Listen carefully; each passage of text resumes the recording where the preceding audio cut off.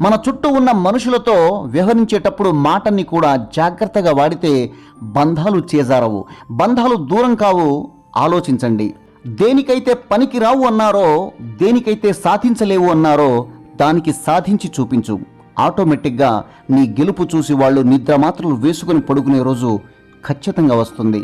వ్యక్తిత్వం అంటే ఒకరు నిర్ధారిస్తే వచ్చేది కాదు, ఒకరు కించపరిస్తే పోయేది కాదు. అది మన నడవడిక, మన ప్రవర్తన. దాన్నెవరు ఇవ్వలేరు, తీసుకోలేరు.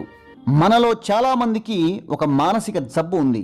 ఎవడైనా ముందుకు పోతుంటే అతని కష్టాన్ని, అతని వ్యక్తిత్వంలోని మంచి లక్షణాలను చూడకుండా తల్లిదండ్రులు ఇచ్చిన ఆస్తిని, పెళ్లిలో వచ్చిన కట్నాన్ని, అదే రంగంలో ఉన్న బంధువులను అన్నిటిని మించి అతని కులాన్ని చూసి వాడిని అన్ని కలిసొచ్చాయని తీర్పు చెబుతారు.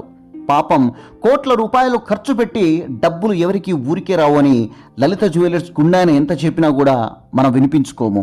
ఎందుకంటే మనిషి నిజాలను ఎప్పుడూ నమ్మడు, చెడు వాటినే అతి తొందరగా నమ్మేస్తాడు. కాబట్టి ప్రశ్నిస్తే శత్రువు అవుతారు, అయినా పర్వాలేదు, ప్రశ్నించుకుంటే బానిస అవుతారు. బానిసత్వం కన్నా శత్రుత్వం మంచిదే.